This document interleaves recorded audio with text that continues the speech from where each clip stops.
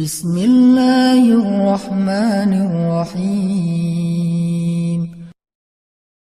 Teman-teman yang dirahmati Allah, kalau kita ingin doa kita powerful, supaya bisa saking powerfulnya bisa mengubah takdir dengan seizin Allah, bisa memberikan kepada kita keajaiban-keajaiban dalam hidup. Sehingga dengan kita yakin kepada doa yang seperti ini, insya Allah kita jadi orang yang insya Allah selalu percaya diri. Karena kita yakin kepada Allah, tidak pesimis, apalagi berputus asa, apalagi sampai menjadi orang-orang yang berburuk sangka kepada hidupnya sendiri. Ini karena kita punya doa sebagai senjata kita. Kalau kita nggak punya harta, nggak apa-apa, kita punya doa. Kalau kita tampangnya biasa-biasa, nggak apa-apa, kita doanya luar biasa. Kalau kita ngerasa kayaknya nggak punya sesuatu yang menarik, nggak apa-apa, doa kita itu menarik di sisi Allah. Pokoknya kalau kita nggak punya apapun, nggak punya modal apapun dalam hidup, kita punya Allah Subhanahu Wa Taala, tinggal minta sama Allah. Sal tu'toh, mintalah Allah akan kasih. Wa idza sa'alaka ibadi anni fa inni qarib. Jadi selama kita masih berdoa kepada Allah, la tayasu, jangan berputus asa. Nah, tips pertama adalah kalau kita pengen doanya powerful, melahirkan mukjizat dan keajaiban, adalah ats-tsiqah billah, harus percaya sama Allah. Pertama, percaya bahwa Allah Subhanahu wa taala itu Maha Kuasa mengubah apapun yang Dia kehendaki. Apa yang Allah ingin, Masya Allah kan pasti terjadi. Wa man lam yasha lam yakun. Kalau Allah nggak pengen, nggak akan terjadi. Kedua, ats-tsiqah billah itu juga artinya kita harus belajar percaya Allah itu emang senang kalau kita banyak-banyak minta. Jangan suudzon sama Allah terus bilang, nggak enak banyak minta, amal saya sedikit, mending saya beramal aja nggak usah banyak minta. Jangan memperlakukan Allah seperti kita memperlakukan makhluk. Orang kalau kita banyak minta, dia akan kesulitan. Lama-lama dia akan merasa terganggu. Tapi Allah kalau nggak diminta, dia marah. Manusia kalau kita minta banyak-banyak, dia marah. Allah kalau kita nggak minta, dia malah marah. Masya Allah ya, luar biasa. Allah tuh senang banget kalau hambanya meminta. Sehingga di antara hamba yang paling Allah cintai, di antara hamba-hambanya, hamba yang paling banyak menengadahkan wajah dan telapak tangannya. Ilahi, ilahi. Minta sama Allah, Allah tuh suka banget diminta. Allah itu, wa huwa ma'akum aina ma kuntum. Dia bersama kalian dimanapun kalian berada. Bersama ya, bukan ada. Kalau ada itu beda. Allah di mana-mana itu beda. Tapi Allah bersama kalian itu artinya Allah melihat, Allah mendengar, Allah menyaksikan, Allah mencatat, Allah maha menilai bersama kita. Kalau ada, dia bertempat.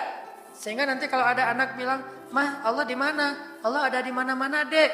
Ntar dia malah karena cerdas, kalau gitu di WC juga ada, kan nggak boleh kan? Ini jawaban yang keliru, kurang filsafat.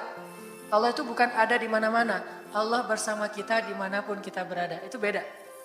Kalau bersama, ma'iyah artinya Allah melihat, menyaksikan, mendengar, menghargai, dan terus memelihara dimanapun. Sehingga nggak usah khawatir bahwa ini mah nggak di masjid, nggak apa-apa. Selama bukan di tempat yang najis, seperti di kamar mandi atau di mana yang tempat-tempat yang nggak boleh, kita itu mah nggak. Tapi yang di tempat yang umum, di pasar, di jalan, lagi di kendaraan, di dalam masjid, di luar masjid, Allah, ilahi, Rabbi, kalau perlu lebih lebih manja lagi, pakai irama dikit. Allah, gitu. Intinya harus percaya sama Allah. Allah tuh senang banget didoain. Kita berdoa kepadanya gitu. Allah tuh senang. Terus makna percaya sama Allah juga, kita percaya bahwa Allah itu nggak akan ngecewain orang yang berdoa. Ujibu da'watad da'i idza da'an. Aku pasti mengijabah doa hamba-hamba yang berdoa kepadaku. Enggak usah khawatir, pasti diijabah. Tapi kok masih belum aja Ustadz? Nah, kita harus belajar. Apa itu makna diijabah? Jangan-jangan Allah udah mengijabah, kita nggak ngerti. Kayak ada analogi tentang orang yang tenggelam, terus dia meninggal sambil menuduh Allah. Allah kok nggak nolong saya? Bukankah aku sudah mengirim pelampung? Jadi pelampung itu cara Allah menolong kita. Kita harap ditolongnya tiba-tiba selamat aja di pantai. Nggak kayak gitu. Allah punya cara sehingga kita harus belajar memahami maksud Allah. Allah maksudnya apa?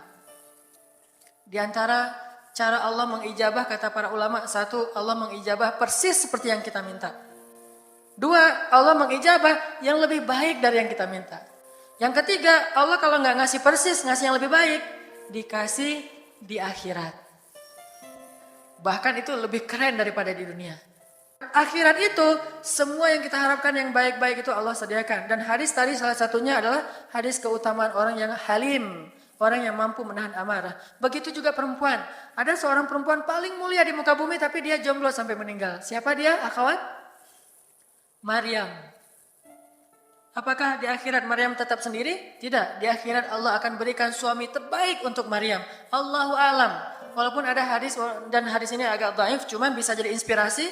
Maryam akan menjadi salah satu di antara istri Nabi SAW. Tapi Allah alam yang jelas, nggak ada di surga itu jomblo. Itu udah nggak ada. Ditulis di pintu surga, jomblo dilarang masuk. Syarat masuk surga itu punya pasangan. Kalau nggak punya pasangan di dunia, Allah kasih itu pasangan di akhirat.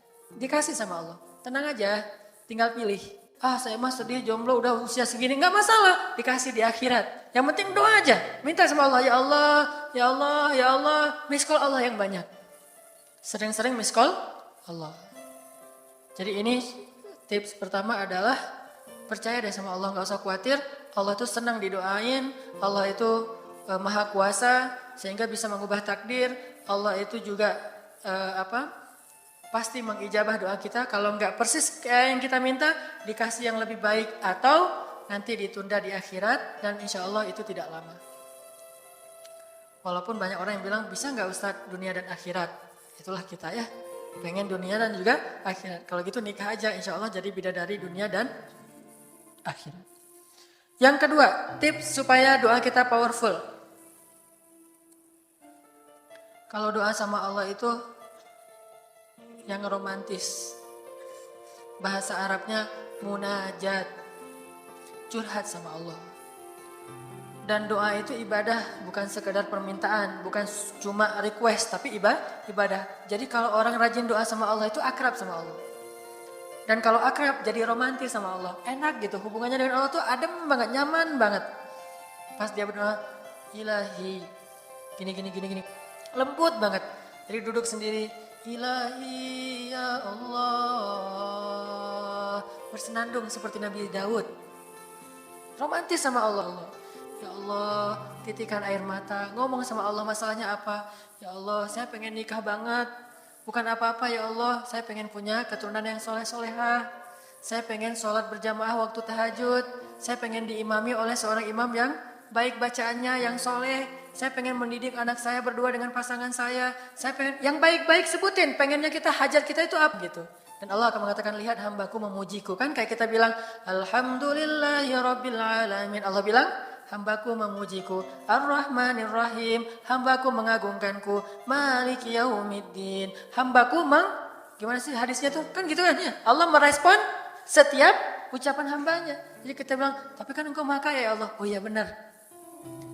Cuman saya belum juga nemu siapa calonnya ya Allah. Nah, tapi kan engkau maha tahu ya Allah. Oh iya. Nanti Allah tiba-tiba dalam mimpi disebutin gitu. Wah jelas spesifikasinya, wajahnya kayak gini, senyum-senyum ke kita di dalam mimpi gitu ya. Terus kasih kartu nama. Pas kita bangun ternyata kartu namanya ada di tangan kita. Cie, kayak di film. Bisa gitu. Tiba-tiba ke save di HP kita ada nama yang saya perasaan gak pernah nge-save nomor ini deh. Malaikat yang nge-save. Itu semuanya mukjizat dari Allah. Gak usah khawatir.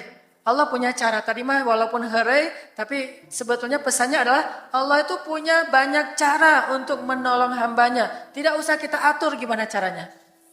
Bukan kita yang mengatur caranya. Kita hanya bermohon kepada Allah. Allah yang punya sekian banyak cara. Allah bisa pakai cara ilmiah, bisa cara yang tidak ilmiah, bisa cara yang berlawanan dengan ilmiah. Ilmiah itu kan ciptaan Allah. Jadi jangan mengukur dengan logika kita. Tapi mengikhtiar dengan logika kita harus. Kalau ikhtiar harus ilmiah. Tapi kalau iman gak perlu ilmiah. Sakit, ikhtiarnya ke dokter. Tapi yakinnya nggak boleh yakin sama dokter. Ikhtiarnya seilmiah mungkin, tapi imannya nggak boleh ilmiah, rabbaniyah. Allah berkuasa dengan ilmiah, tanpa ilmiah, bertentangan dengan ilmiah. Allah bisa menciptakan seseorang dari ayah dan ibunya, bisa tanpa ayah tapi punya ibu doang seperti Isa. Atau bisa nggak punya ayah, nggak punya ibu seperti Adam. Allah bisa menciptakan onta dari induknya, bisa keluar dari batu seperti untanya Nabi Soleh. Allah maha kuasa, makhluk tidak kuasa. Minta sama Allah dengan harapan-harapan yang indah, munajat. Ini sekarang coba kita dengar bagaimana munajatnya Nabi ketika pulang dari Taif. Nabi itu kan sedih banget pulang dari Taif. Luar biasa dihinanya oleh orang-orang Taif. Di antara penghinaan orang Taif yang masih terekam oleh sejarah itu, orang Taif mencemooh Nabi dengan mengatakan, emangnya benar kamu itu, emangnya benar Allah mengangkat kamu jadi Nabi? Itu dihina gitu. Muhammad, beneran gitu Allah mengangkat kamu jadi Nabi? Kayak gak ada orang lain, kata orang Taif. Terus ada lagi yang bilang, Muhammad, kalau kamu itu seorang Nabi, saya tidak berani ngomong sama kamu, nanti saya terkutuk. Tapi kalau kamu bukan Nabi, pendusta, ngapain juga saya ngomong sama kamu? Jadi mending gak usah ngomong aja, daripada ngomong dengan pendusta. Intinya dia gak mau ngomong sama Nabi, tapi meracau. Dia bilang, kalau kamu Nabi, kalau saya berdebat kamu, saya akan dikutuk. Kalau kamu bukan Nabi, berarti kamu pendusta. Ngapain juga saya berdebat sama kamu, menghina. Ada yang bilang, wahai Muhammad, pergi kamu, jangan dekat-dekat dengan kampung kami. Disuruh anak kecil mengusir Nabi, bayangin. Bagi orang semulia Rasulullah diusir oleh anak kecil, dikejar-kejar pakai batu kerikil dilemparin, itu luar biasa, berat banget perasaan beliau.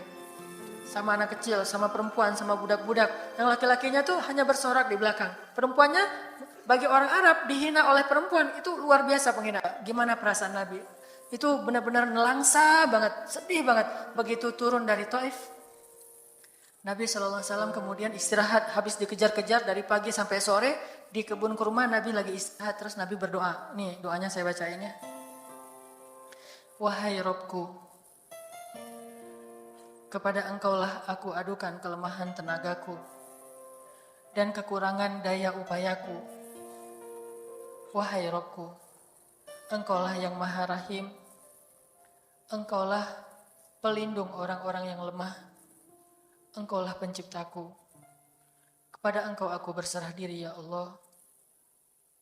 Kepada musuh, kepada siapa Engkau akan menyerahkanku ya Allah? Kepada musuh yang akan mencelakaiku, atau kepada keluarga yang akan membantu urusanku. Tapi apapun itu, tidak ada keberatan bagiku, asal Engkau tidak marah kepadaku. Mau diserahin ke musuh, gak apa-apa ya Allah. Mau diserahin kepada keluarga juga gak apa-apa, yang penting Engkau gak marah ya Allah. Ini bahasa Nabi. Terus Nabi bilang,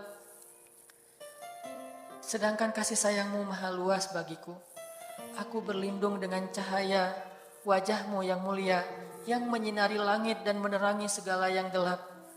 Dan atasnya lah teratur segala urusan dunia dan akhirat. Dari Engkau menimpakan atas diriku kemarahanmu, aku berlindung dari kemarahanmu ya Allah, dari juga azab-azabmu. Kepada Engkaulah aku adukan perihalku, sehingga Engkau ridho, tiada daya dan upaya melainkan dengan kekuasaanmu ya Allah. Tapi ini kalau kita baca dengan versi Arabnya lebih romantis lagi. Versi terjemah memang agak kaku. Kalau kita tahu bahasa Arabnya, ya Allah, tidak masalah aku diperlakukan kayak gini. Tidak masalah aku diusir, aku dihina, aku disakiti, aku dilempari, aku dikejar-kejar. Yang penting Engkau tidak marah kepadaku. Coba, gimana Nabi itu cinta sama Allah. Mendengar doa Nabi yang romantis banget sambil menitikan air mata, tubuhnya banyak bekas luka lemparan batu, bajunya itu kotor. Malaikat itu sampai gak tega, sampai Jibril turun. Wahai Muhammad, kata Jibril. Ya Rasulullah, wahai kekasih Allah, kata Jibril. Allah maha mengetahui apa yang telah terjadi pada dirimu terhadap orang-orang ini. Allah telah memerintahkan malaikat gunung untuk mentaati perintahmu ya Rasulullah. Kata malaikat, jadi kayak ada seorang anak yang nangis sedih, tiba-tiba datang ayahnya ngelus-ngelus gitu menenangkan dia. Ya Rasulullah, Allah udah memerintahkan malaikat gunung kok, jadi menghibur gitu. Jangan sedih ya Rasul, jangan sedih, gak apa-apa, itu malaikat gunung udah siap tuh, apapun yang kamu perintahkan. Langsung malaikat gunung siap-siap gitu. Terus kata malaikat gunung, ya Rasulullah, wahai kekasih Allah, perintahkan saja kepada kami apapun. Jika engkau mau, kami akan timpakan 2 gunung ini kepada penduduk Taif, sehingga mereka mati terhimpit oleh gunung-gunung yang kami timpakan. Perintahkan ya Rasulullah, perintahkan. Kata Rasulullah, tidak wahai para malaikat. Kalaupun mereka tidak beriman hari ini, aku berharap kepada Allah anak cucu mereka kelak akan beriman. Nabi nggak sakit hati kepada orang Taif. Dan Nabi juga tidak marah kepada Allah ketika beliau diperlakukan oleh hamba-hamba Allah kayak gitu. Tetapi yang penting Allah jangan marah sama saya ya, kalau bahasa kita mah. Ya Allah maaf ya saya jadi kayak gini nih. Tapi Allah nggak marah kan? Gitu banget tuh sama Allah coba. Dia udah habis-habisan, kemudian belum berhasil dakwahnya, masih takut sama Allah. Kayak kita ngedakwahin teman kita, terus kita dicela sama teman kita, dimusuhi oleh teman kita nggak marah sama dia, nggak marah sama Allah. Nggak bilang, Allah itu sih susah ya dakwah. Nggak ngomong kayak gitu. Ya Allah maaf ya dia belum menerima dakwah saya. Ini pasti karena saya nggak benar nih nyampaiinnya. Ya Allah jangan marah ya sama saya, besok saya coba lagi gitu sama Allah. Terus ke orangnya nggak marah karena mungkin dia fa'innahum la ya'lamun. Mereka tidak mengerti. Besok akan dicoba lagi, didakwahin lagi, diajak lagi. Terus aja kayak gitu. Ini munajat Nabi kepada Allah SWT. Sehingga gara-gara munajat itu malaikat turun. Sama kayak munajat curhatnya Nabi Yunus. La ilaha illa anta subhanaka inni kuntu minadh zalimin. Subhanallah. Nabi Yunus tuh bermunajat di dalam perut ikan, lirih banget, suaranya tuh pelan banget. Tapi suara yang pelan itu menggetarkan arasy Allah Subhanahu wa taala. Kita udah teriak-teriak pakai mic, nggak ada yang bergetar. Hatinya pun tidak bergetar. Cie. Kita udah puisi panjang lebar, ngarang puisi semalaman gak tidur mikirin puisi gitu ya. Udah dikirim sama dia, biasa aja dia paling cuma nge-like doang. Gak ada komen, gak ada apa-apa kita posting gitu ya. Padahal tuh mikirnya, konsepnya tuh lama. Nabi Yunus kalimatnya sederhana, tetapi dari hati banget. Benar-benar curhat. Ya Allah, tidak ada ilah selain engkau. Aku ini udah zalim terhadap diriku sendiri. Ya Allah maafin saya, maafin saya. Subhanallah, subhanallah. Engkau maha suci, saya ini kotor. Engkau maha suci, saya ini kotor. Terus saja sampai suara Nabi Yunus di dalam perut ikan, di dalam laut yang dalam itu menggetarkan arasy Allah di langit ketujuh. Tiba-tiba malaikat arasy bertanya, suara siapa ini ya Allah? Begitu indah, begitu lembut meminta ampun kepadamu ya Allah. Kata Allah, itu suara hambaku Yunus. Apa yang dia minta ya Allah? Dia minta ampun kepadaku. Ya Allah please ampunin dia ya Allah please. Kata malaikat-malaikatnya. Semua malaikat meminta ampun untuk Yunus alaihissalam. Sehingga kemudian Allah mengatakan ya sudah aku ampuni dia. Tiba-tiba Nabi Yunus diselamatkan. Curhat sama Allah. Kalau ada masalah bilang ke Allah. Apapun ya Allah. Duduk sambil bersandar di pohon. Ya Allah coba buka surat Al-Qasas. Gimana Nabi Musa itu suka curhat kepada Allah. Surat Al-Qasas. Surat 28 ya. Ayat nih ya. Ayat 16 coba. Ketika Nabi Musa nggak sengaja bunuh orang Kipti, Egyptian. Rabbi, ini zalamtu nafsi, faghfirli ya Rabbi. Ya Rabbi, saya tuh udah zalim, maafin saya ya Allah, ampuni saya. Ada masalah dikit, ngomong ke Allah. Habis ada kesalahan, ngomong ke Allah. Terus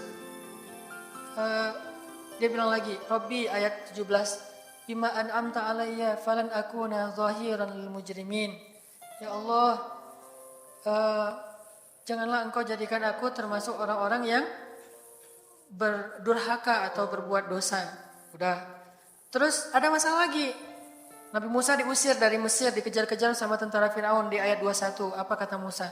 Rabbi, najjini minal qaumil zalimin. Ya Rabbi, selamatkan saya dari orang-orang yang zalim. Ngomong lagi ke Allah. Udah Nabi Musa pergi sekarang. Kemana perginya? Dari Mesir ke Yordania, Madian kalau bahasa dulu. Pergi tuh. Begitu pergi ke Madian, bilang lagi ke ayat 22. Asa Rabbi ayyahdiyani sawa asabil. Mudah-mudahan Allah kasih saya jalan ya. Ya Allah, tunjukin dong saya jalan harus kemana nih. Saya nggak tahu harus kemana larinya. Allah tunjukin. Jalan sampai ke Madian. Begitu udah selesai adegan menolong dua orang perempuan yang sedang memberi minuman ternak. Nabi Musa capek kan? Udah seharian jalan. Kemudian kurang makanan. Sendiri nggak jelas negeri yang beliau tuju. Akhirnya beliau bersandar di sebuah pohon. Di ayat 24. Terus beliau mengatakan, Rabbi, inni lima anzalta ilayya min khairin faqir. Ya Allah, saya butuh banget kebaikan darimu ya Allah. Saya sekarang lapar, saya haus, saya gak punya tempat tinggal. Saya sangat butuh kebaikan darimu. Bilang ke Allah, tiba-tiba habis doa kayak gitu datanglah cewek itu dengan malu-malu kan ayat berikutnya ternyata cewek itu adalah bakal jadi istri Musa. Jadi kalau ada apa-apa bilang ke Allah. Makanya banyak-banyak doa sama Allah. Dan yang romantis, yang lembut, banyak-banyak berzikir. Jadi sebelum doa itu tasbih dulu. Tasbihnya dengan bahasa yang kita nyaman. Subhanallah, subhanallah boleh. Atau dinyanyikan juga nggak masalah dengan suara yang baik. Bukankah Nabi menyuruh kita menghiasi Al-Quran itu dengan suara kita. Dan diantara isi Al-Quran adalah zikir. Subhanallah, subhanallah, subhanallah. Jadi kalau teman-teman bersiullah dengan zikrullah. Daripada kita bersiul dengan lagu-lagu yang misalnya hanya irama biasa kan ya. Saya udah gak hafal ya lagu-lagu terbaru. Yang dulu-dulu mah yang saya tahu paling kau hancurkan hatiku, hancurkan. Nah gitu aja bersiulnya di mobil. Kau hancurkan hatiku. Mending kita subhanallah, subhanallah, subhanallah, subhanallah, subhanallah, subhanallah. Biasain aja bersiul dengan nama Allah. Itu namanya miskolin Allah. Sehingga nanti Allah akan melihat, wah ada hambaku nih menyebut-nyebut nama aku kan di miskol tuh caper dulu. Udah gitu baru ya Allah, baru minta sama Allah. Kalau kita mau munajat, mau romantis, mau curhat sama Allah, sebut nama Allah, agungkan kebesaran Allah, berselawat kepada kekasih Allah yaitu Rasulullah sallallahu alaihi sayyidina Muhammad. Mau pakai sayyidina mangga, enggak pakai sayyidina mangga. Yang penting jangan ribut bab sayyidinanya. Mau doa aja, enggak ada tuh sayyidina, rame kan? Gak berdoa ada jadi debat kan ya? Komen, udah aja enggak apa masalah. Mau pakai sayyidina, mangga enggak pakai sayyidina juga enggak masalah, tergantung mazhab. Ada yang nyaman harus pakai sayyidina karena saya cinta sama Rasulullah. Ada yang nyaman saya justru karena cinta sama Rasulullah enggak mau nambah-nambah kayak gimana Nabi mengucapkan aja, mangga. Yang penting salawat. Allahumma sholli ala Muhammad. Allahumma sholli ala Sayyidina Muhammad. Baru minta, ya Allah saya lagi ada masalah. Gini nih ya Allah. Sebutin, curhat sama Allah. Dengan demikian doa kita akan diijabah insya Allah. Mari kita tutup dengan sama-sama berdoa kepada Allah. Dan seperti yang saya sebutkan tadi diawali dengan istighfar. Kemudian kita berzikir kepada Allah baru berdoa.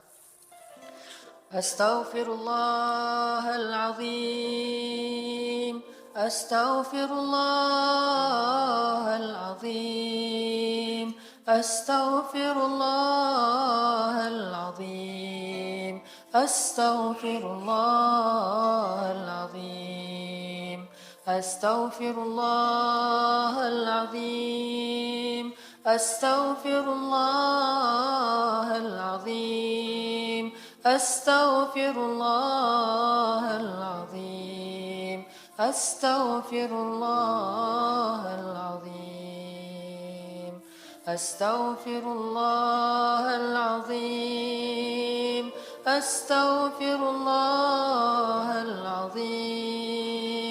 Astaghfirullahaladzim. Astaghfirullahaladzim. Astaghfirullahaladzim. Astaghfirullah Rabbal baraya. Astaghfirullah minal khataya. Astaghfirullah Rabbal baraya. Astaghfirullah minal khataya. Lebih semangat lagi kita meminta ampun kepada Allah. Astaghfirullah Rabbal baraya. Astaghfirullah minal khataya. Sambil kita ingat dosa-dosa kita. Astaghfirullah Rabbal baraya. Astaghfirullah minal khataya. Rabbi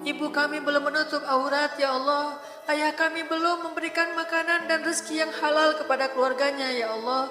Beri hidayah kepada ayah dan ibu kami. Jangan sampai mereka menjadi bahan kayu api neraka ya Allah. Bahan bakar api neraka ya Allah. Jangan sampai tulang belulang rusuk mereka menjadi bersilang karena azab kubur dan mereka tidak melaksanakan sholat ya Allah. Jangan sampai ibu kami diazab di kubur karena dosa-dosa lisannya ya Allah. Beri hidayah kepada kedua orang tua kami. Inilah yang terbaik yang bisa kami harapkan untuk ayah ibu kami.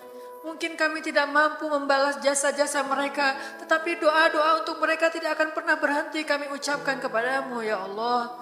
Beri hidayah kepada orang tua kami. Jika keduanya telah wafat, ampunkanlah dosa-dosanya ya Allah.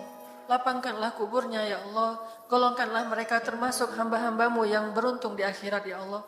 Kami sekarang berada di masjid, pasti ada jasa dari kedua orang tua kami ya Allah. Maka berikanlah pahala-pahala dan alirkanlah kepada kedua orang tua kami di setiap kali kami melakukan ibadah kepadamu ya Allah. Ihdinas siratal mustaqim.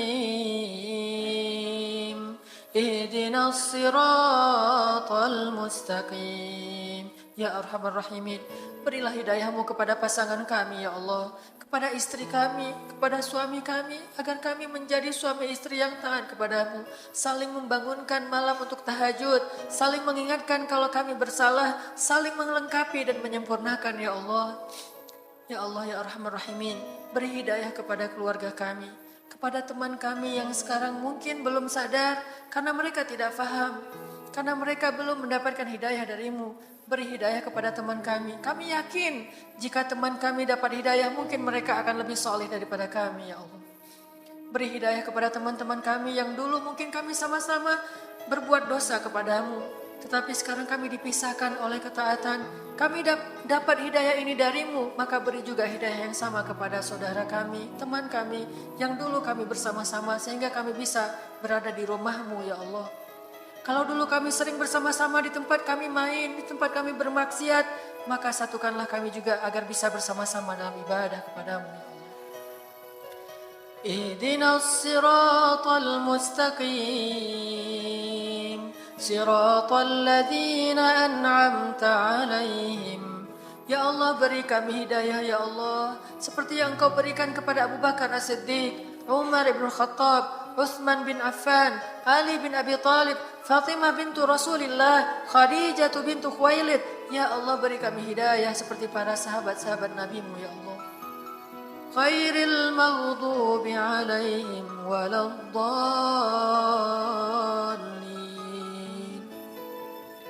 Janganlah Engkau golongkan kami termasuk orang-orang yang Engkau murkai karena mereka tahu kebenaran tetapi tidak mengamalkannya. Jangan juga seperti orang-orang yang tersesat yang tidak mau tahu tentang kebenaran ya Allah. Janganlah kami termasuk salah satu di antara dua golongan terakhir itu ya Allah. Jangan jadikan kami maghdubi alaihim karena kami sudah belajar tetapi tidak mengamalkannya. Jangan juga kami menjadi waladdallin yang tidak mau belajar sama sekali sehingga tidak pernah tahu mana yang benar mana yang salah ya Allah. Ampunkanlah dosa kami ya Allah. Rahmatilah hidup kami ya Allah. Anugerahkanlah kepada kami keluarga yang solihah ya Allah. Bagi kami yang belum menikah ya Allah, pertemukanlah kami dengan jodoh-jodoh kami. Dan sebelum kami bertemu dengan jodoh kami, perbaikilah diri kami ya Allah.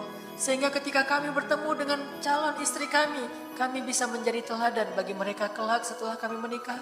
Kami bisa taat kepada suami kelak ketika kami sudah menikah. Janganlah Engkau pertemukan kami dengan jodoh kami, agar kami menjadi beban bagi pasangan kami ya Allah.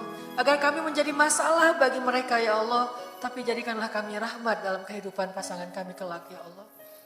Rabbana atina fid dunya hasanah wa fil akhirati hasanah wa qina adzabannar. Alhamdulillahirabbil alamin. Subhanakallahumma wa bihamdika asyhadu an la ilaha illa anta astaghfiruka wa atubu ilaik. Assalamualaikum warahmatullahi wabarakatuh.